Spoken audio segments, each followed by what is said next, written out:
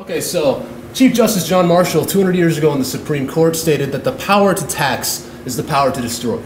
And that is the power to regulate in today's times, and the power to enact legislation that is the power to destroy potential profit margins. So what power is there of the government and other parties to destroy the potential benefits of such an industry? And until Huerta v. Perker, a landmark watershed case in this industry, just decided a couple months ago in this year, the federal government, due to the application of interstate commerce, had full power to regulate and had actually had a moratorium on the use of commercial aircraft. However, Richard Perker, a model planes enthusiast, was flying his model aircraft around the University of Virginia and was subsequently fined $10,000 by the FAA for reckless endangerment of both public buildings and people. And the regulatory board, the judge ruled that there is in fact no federal law or regulation on the books governing the use of model aircraft. Not UAVs, not drones, but model aircraft.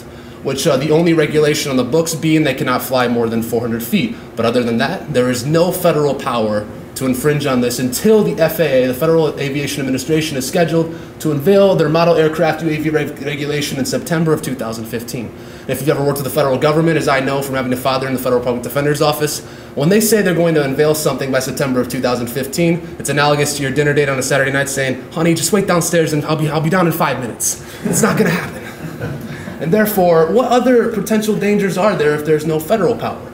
The first being that drones can be a nuisance. Some of them are loud. Some of them may be an eyesore depending on the individual or the context of the situation.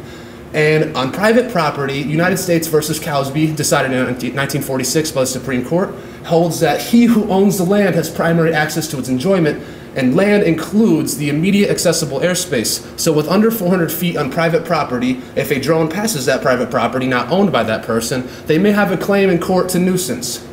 And nuisance brings up the question of the right to privacy, something that's been in the news lately incredibly for drones and UAV usage in the domestic United States. And the right to privacy, there are two cases that dictate this type of law: aviation and the use of UAVs. The first being Oliver v. United States, decided in 1984, which held that anything which is in an open field, visible from airspace on private property, does not need a search warrant prior. In which a farmer was growing marijuana plants in his field, and the police came in with a plane, viewed it, searched his property, seized the plants, and he says, wait a minute, this is my private property. I was growing this in my open field, and thus I have a reasonable expectation to a right to privacy.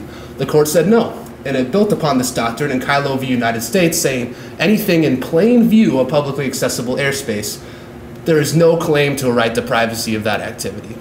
And because Kylo v. United States, the police were actually flying a UAV over someone's house, they looked inside the window and gained thermal imaging access to the basement of the house, found a massive heat signature, searched the house, once again found marijuana plants. This time the court ruled in favor of the individual, stating that such activity was not in plain view and therefore does not constitute a search, and therefore would require a search warrant prior to going in. And where there is a search in the public sphere that is required, in the private sphere there must be prior consent gained prior to observing such activity.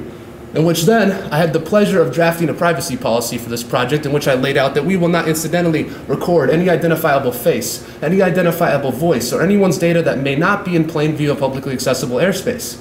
So I would implore anyone who wants to invest or insure such an industry to only insure those who have a fully internally controlled and monitored right to privacy policy that will dictate that any incidental capturing of voice, of identifiable face, or any activity not within plain view of publicly accessible airspace, that data must be destroyed immediately. Or else this person, with the abridged party, will have standing to sue in federal court under the 4th and 5th Amendments.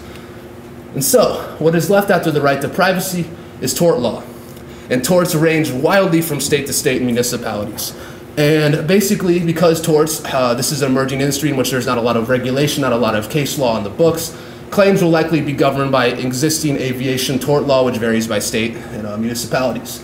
And anyone under the sun in the event of a drone crashing causing loss of life or property damage, anyone under the sun will have standing to sue, and any party that has anything to do with the drone, the manufacturer, the operator, simply people who are investing, will thus have the bridge party will have standing to sue those parties. New Mexico has already enacted legislation making the manufacturers immune, as those insurance policies are massive.